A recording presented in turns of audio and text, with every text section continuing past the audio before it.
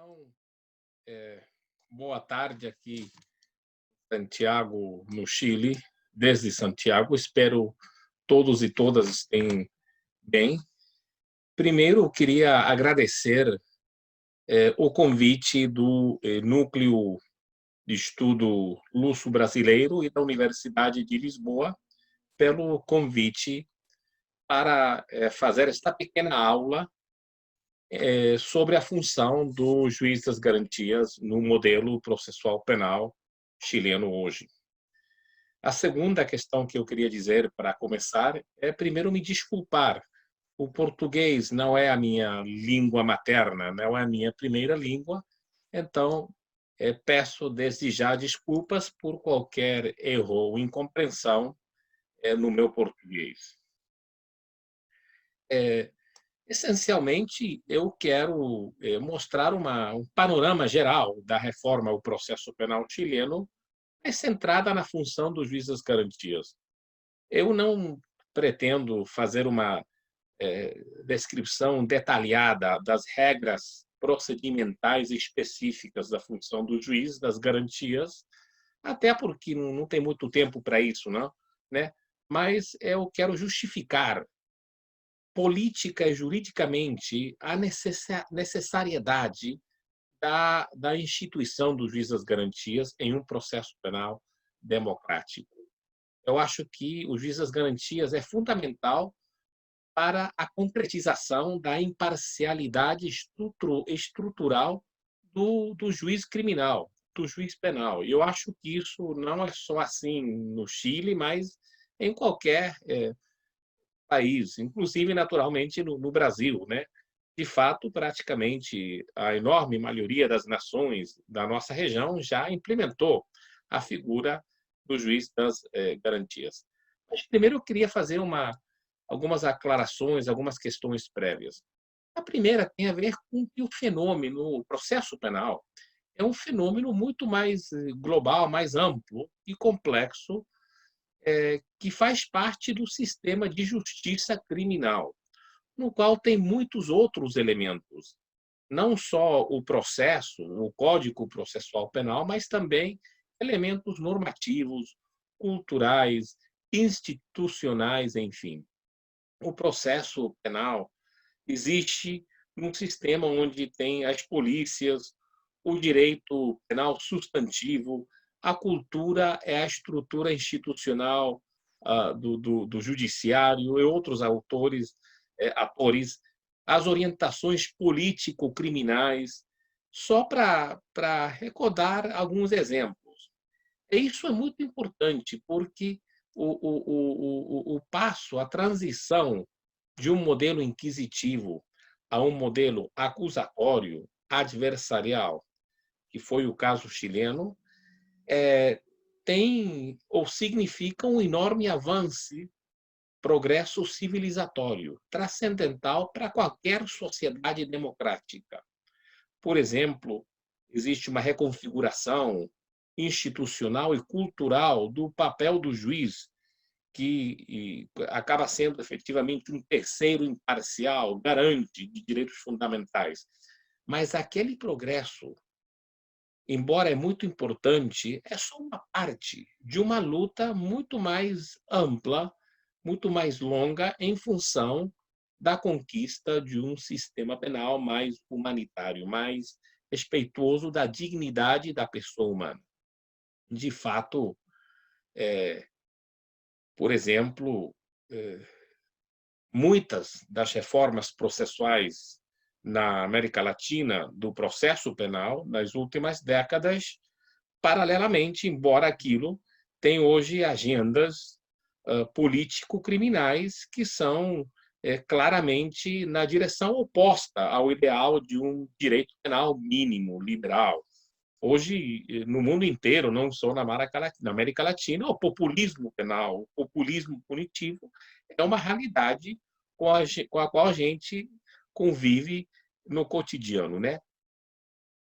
Então, a reforma ao processo penal não é a panaceia, mas é muito importante. No caso do Chile, isso é bastante evidente.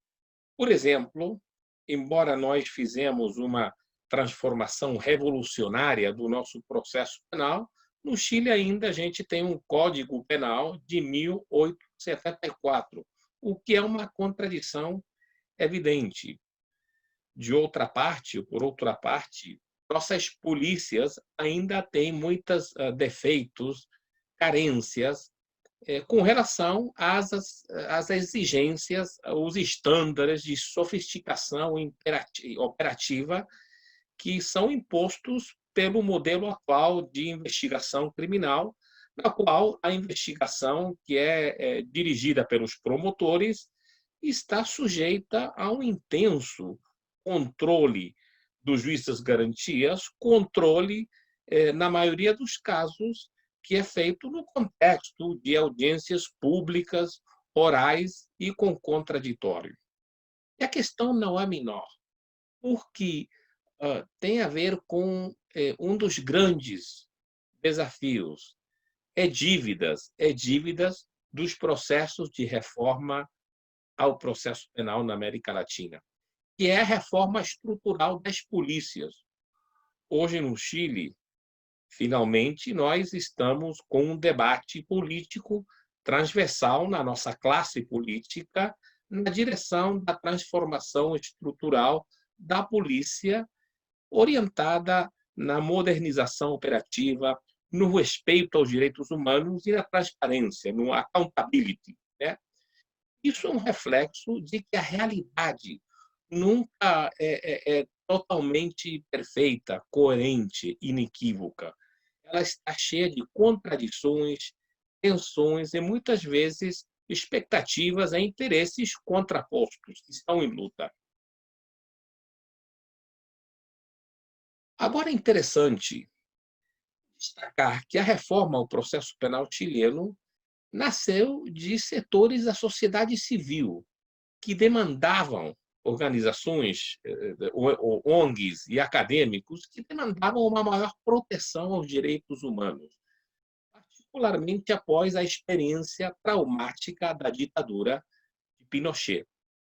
A questão interessante é que esse impulso, que fez parte da justiça transicional, finalmente se articulou como uma política de Estado, em função da qual se construiu um delicado consenso entre aqueles setores preocupados dos direitos humanos, setores mais liberais, mas também outros setores mais conservadores que estavam preocupados pela eficiência da política criminal, da persecução penal, em um país que, naqueles anos, tinha uma agenda, na década de 90, que estava na linha do processo modernizador ou de modernização econômica, a tom com a globalização dos mercados e o chamado consenso de Washington, né? Contudo, a viabilidade e a concreção da implementação do processo penal acusatório no Chile há mais de 20 anos se explica fundamentalmente aquele acordo, consenso amplo político e social, desde os setores mais progressistas e liberais até os setores mais conservadores. É isso muito interessante, porque todo o processo de tramitação legislativa até a última fase de implementação do novo processo aconteceu em 3 governos diferentes. Primeiro, o governo do presidente Frei, em segundo, o governo do presidente Ricardo Lagos e, finalmente, o governo da presidenta Michelle Bachelet. Quer dizer, foi verdadeiramente o que nós podemos chamar uma política de Estado. Uma segunda questão tem a ver com o fato que, embora nós falamos do modelo acusatório, adversarial, enfim, na verdade, os sistemas processuais penais, na realidade, não existem como modelos puros. Concretamente, no modelo acusatório, tem certos elementos fundamentais que se repetem na literatura processual penal e na concreção histórica dos sistemas de justiça criminal.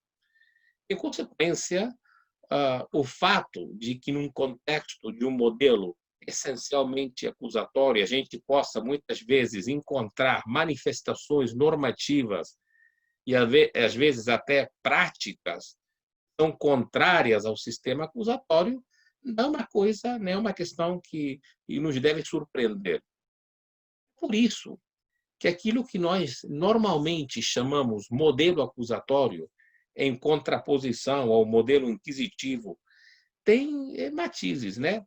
Tem nuances. Embora, quando a gente fala de modelos no mundo real, nós estamos pensando em sistemas que se articulam, que se desenham em função de elementos preponderantes, que permitem a gente classificá-los naquelas categorias analíticas. Quer dizer, a ideia do modelo puro tem mais a ver com aquilo que o Max Weber chamava os tipos ideais, que são modelos analíticos para analisar a realidade concreta.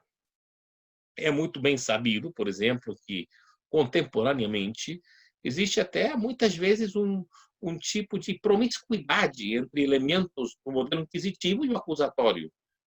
Por exemplo, até nos Estados Unidos, com certeza já muitos leram o livro do John Linebein sobre o plea bargain, em que ele descreve que a prática estendida, geral, do plea bargain nos Estados Unidos é muito parecida, por exemplo, à lei da tortura na Idade Média da Europa continental, no modelo inquisitivo. O Mirjan Damaschka fala muito disso. Ele descreve como, efetivamente, todos os modelos acusatórios têm componentes ou elementos que são, muitas vezes, próprios do modelo inquisitivo. O relevante é entender que tem princípios fundamentais que a gente não pode renunciar no contexto de um modelo que tem a pretensão de se chamar acusatório. Primeiro, a separação estricta entre o acusador e o julgador. Segundo, a consagração, a instauração do princípio de correlatividade ou de congruência entre a acusação e a sentença de condena. E terceiro, tirar do juiz todos os poderes de direção na produção de provas e informação. É uma função, é uma tarefa exclusivamente das partes, dos litigantes. Agora, para entender em toda a sua magnitude o processo, a reforma, o processo penal chileno, é fundamental lembrar que aqueles que lideraram aquele processo tinham a convicção de que aquela transformação devia ser uma coisa radical, profunda. Até porque nosso velho processo penal, do Código de Procedimento Penal de 1906, era uma versão muito pura, muito ortodoxa do modelo inquisitivo, até no contexto das democracias ocidentais que não tinham modelos acusatórios. Por exemplo, o modelo inquisitivo chileno, antes do nosso processo penal acusatório, era muito, muito mais inquisitivo que o atual modelo processual penal brasileiro, embora alguns acadêmicos no Brasil consideram, na minha opinião, estão certa, que não é genuinamente um modelo acusatório. Todo o procedimento, no caso chileno, antes da reforma, desde a investigação preliminar, era dirigido, gerenciado por um juiz criminal, que ele agia de ofício, decretava as medidas cautelares, produzia provas, processava, acusava, julgava. O juiz, além disso, administrava, era o gerente do tribunal, né, da vara, e se ocupava das questões até mais domésticas.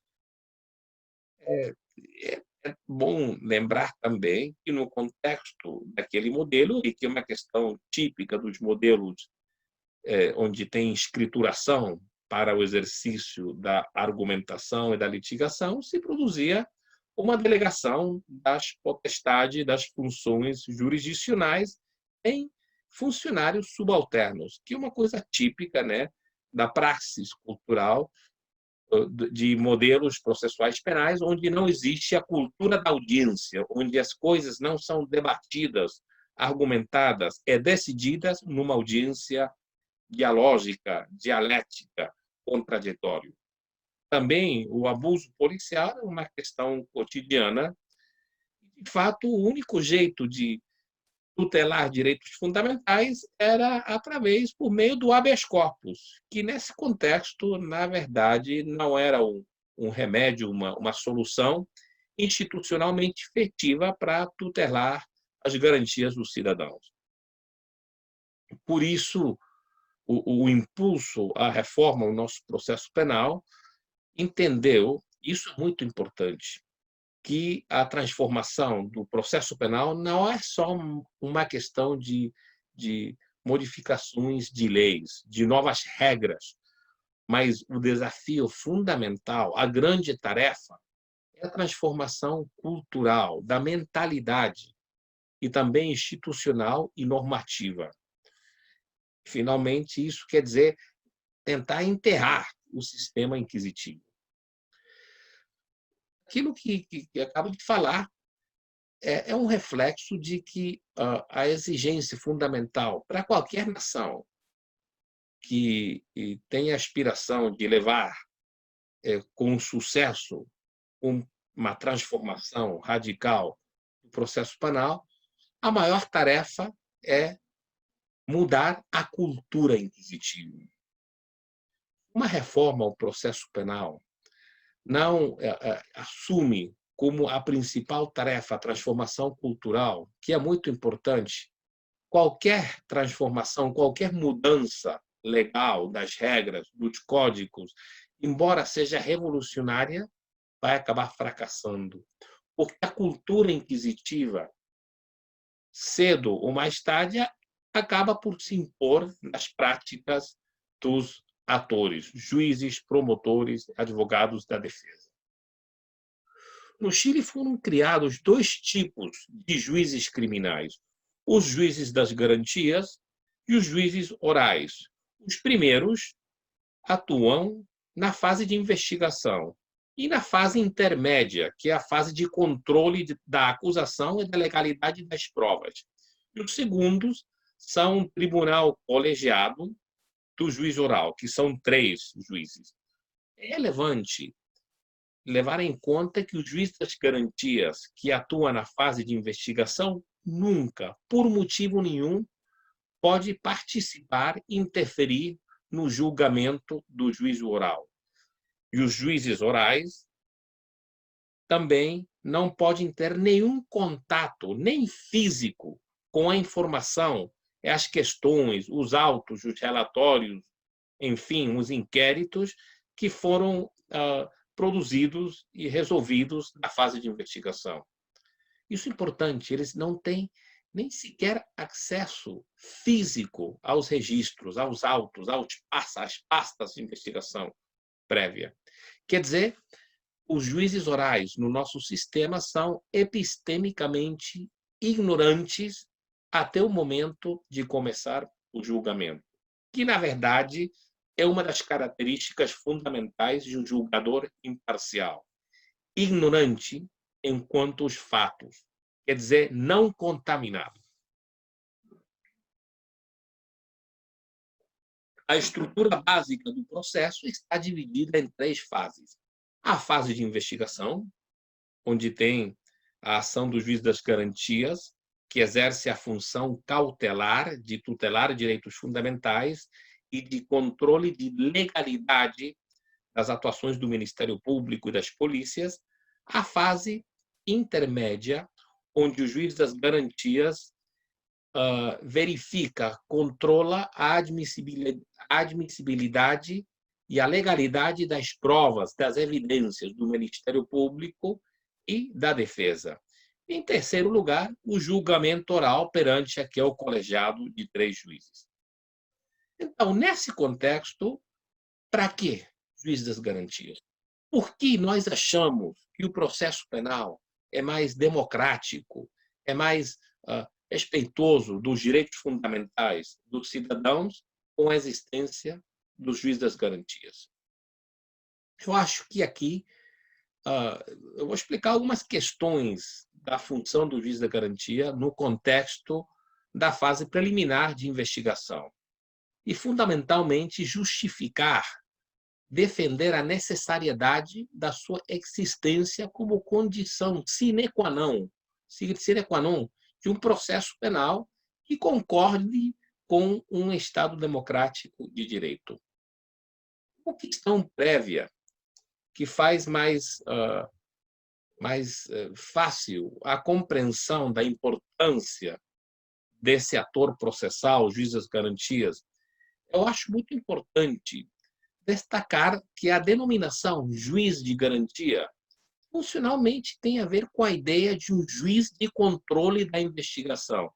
Quer dizer, aquele juiz cuja função essencial tem a ver com controlar e limitar o exercício das atividades de persecução criminal exercidas pelo Ministério Público, os promotores e a polícia, cautelando, tutelando a efetividade dos limites que a busca da verdade são impostas por um Estado democrático de direito. E a gente nunca pode esquecer que o simples exercício da persecução penal é uma afetação dos direitos fundamentais, cuja legitimidade se sustenta sempre no respeito aos limites constitucionais. Isso demanda uma figura institucional de um juiz imparcial, que não tenha nenhum compromisso com o sucesso, com o resultado da investigação.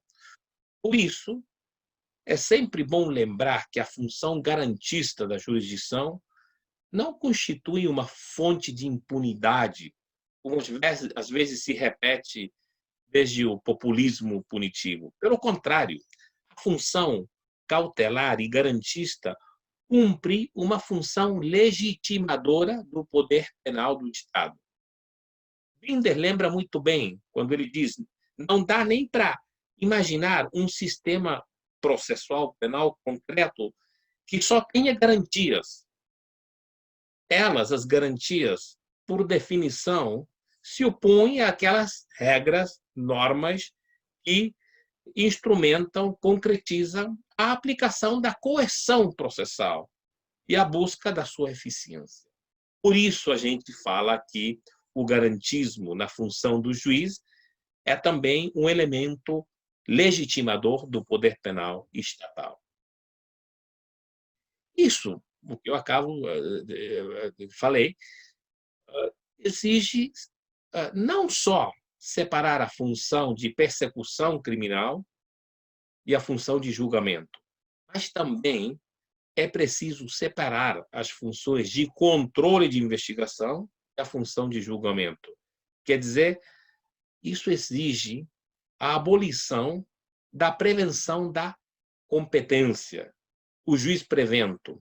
O juiz das garantias que atua na fase de investigação não pode depois participar no julgamento oral, porque isso é totalmente incompatível com o princípio de imparcialidade.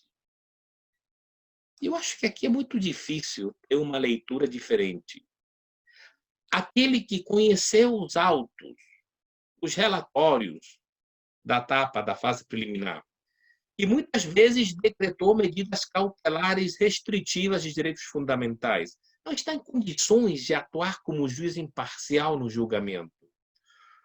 Suposto que um juiz, na etapa de investigação, por exemplo, decretou uma prisão preventiva, quebrou um sigilo bancário, decretou grampos telefônicos, o juiz leu e viu relatórios policiais até para adotar decisões, conheceu as circunstâncias fáticas da prisão em flagrante, enfim.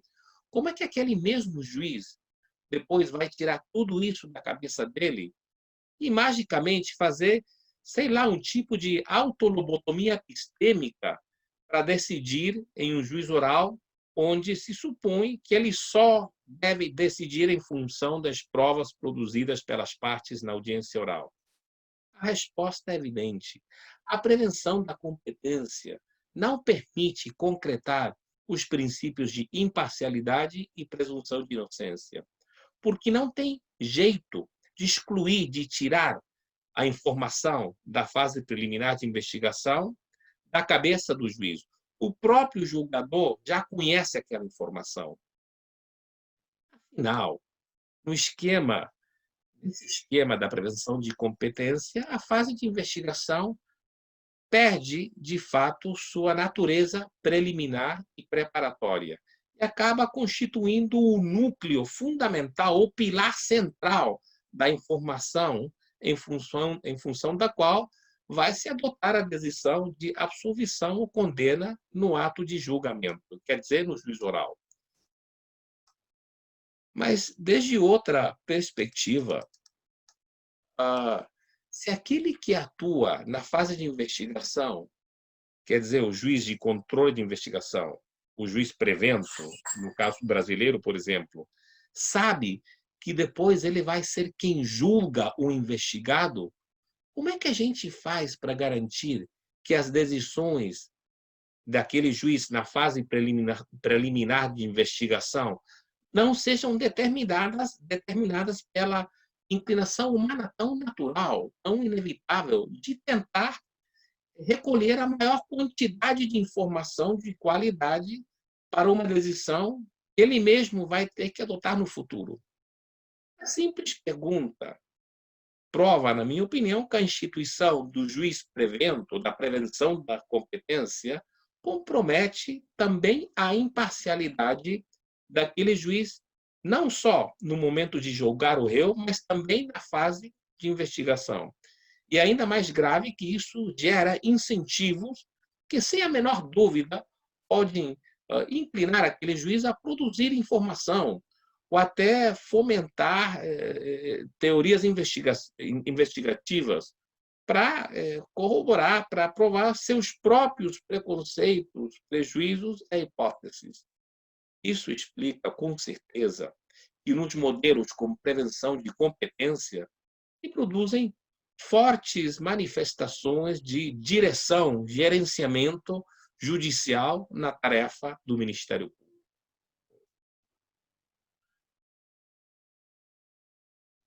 Eu acho que a negação desse problema essencial tem a ver com a questão central do juiz das garantias. Porque é só possível pensar que o juiz prevento, quer dizer, que um juiz que controla, que atua na fase de investigação, vai poder julgar imparcialmente depois aquele cidadão, só se sustenta numa fé quase religiosa na suposta superioridade epistêmica e moral do juiz profissional. Isso tem a ver, lamentavelmente, com a maneira de ser, a maneira de pensar, com a cultura, a mentalidade inquisitiva. Uma das maiores manifestações da mentalidade inquisitiva é aquele dogma da superioridade epistêmica do juiz de direito, do juiz profissional. Com relação a essa questão, eu acho que a literatura é bastante pacífica, né, em termos de que a separação, na minha opinião, não só da controle de investigação e do julgamento, mas não só com licença, da persecução criminal do julgamento, mas também do controle da investigação e do julgamento, a separação funcional e orgânica é fundamental para garantir o devido processo em todas as fases do processo penal. E aqui tem uma questão central que permite a gente entender o papel, a função fundamental do juiz das garantias. A missão do juiz das garantias no processo penal, na fase de investigação, tem a ver diretamente com o problema da ponderação que deve ser efetuada caso a caso entre a eficiência e as finalidades legítimas da persecução criminal e a proteção das garantias individuais dos cidadãos imputados. É uma sociedade civilizada. A gente quer viver seguros, com segurança. A gente quer que o Estado nos proteja daqueles que violentam os bens mais essenciais da nossa convivência comunitária, coletiva. Embora nós também exigimos àquele Estado que respeite nossos direitos essenciais, quando investiga, quando faz persecução dos delitos, dos crimes, a fim de encontrar os responsáveis.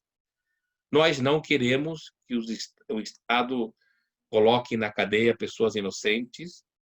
Nós exigimos que os imputados, os suspeitos de os réus de algum crime, embora seja um crime muito grave, seja respeitada a dignidade do réu e que a sua culpabilidade seja provada num juiz oral e público. Então, assim como a gente não quer que outros cidadãos entrem nas nossas casas ou residências impunemente, tampouco estamos em condições de aceitar que o Estado possa invadir nossa intimidade, entrar nas nossas casas com policiais e agentes armados sem o controle e autorização de um juiz imparcial, com uma decisão fundamentada, motivada. Em conclusão, o que eu tenho tentado fazer é explicar a relevância do juiz das garantias para o devido processo, com ênfase na importância que tem não só a separação funcional entre o órgão acusador e o órgão julgador, mas também a separação entre a função de controle de investigação e a função de julgamento do juiz oral propriamente. Eu acho que qualquer mudança transcendental relevante num sistema de justiça criminal, a tarefa prioritária, fundamental, é a transformação cultural. Sem aquela transformação cultural, nenhuma reforma, mudança legal de regras, até que seja muito boa, muito perfeita, vai ter sucesso. É isso exige, no caso nosso, um compromisso político, ideológico muito intenso dos juízes das garantias. Em um Estado de direito, o juiz não tem nenhum compromisso com as políticas de segurança pública das agências de persecução criminal, nem dos governos. Os juízes criminais só podem olhar para os fatos e para o direito, num caso penal concreto, nunca para a rua, nem para as maiorias que exigem justiça. É relevante compreender que os processos penais, embora sejam muito importantes, nunca devem ser usados, instrumentalizados pelo juizado, pelo judiciário, para fins ou lutas que vão além da única finalidade que justifica a existência da jurisdição no Estado democrático. Quer dizer, decidir, resolver o processo, o caso, em função das regras jurídicas que são pertinentes. Sem submissão à lei, eu acho que a independência judicial acaba-se por converter numa tirania muito perigosa, na qual o governo das leis acaba sendo substituído pelo governo dos juízes. Quando o magistrado abandona aquele princípio fundamental, afinal, ele deixa, né, de ser juiz ou juíza. Ele acaba se convertendo em um ativista. E isso, na minha opinião, acaba corrompendo, degradando o Estado democrático de direito. Muito obrigado.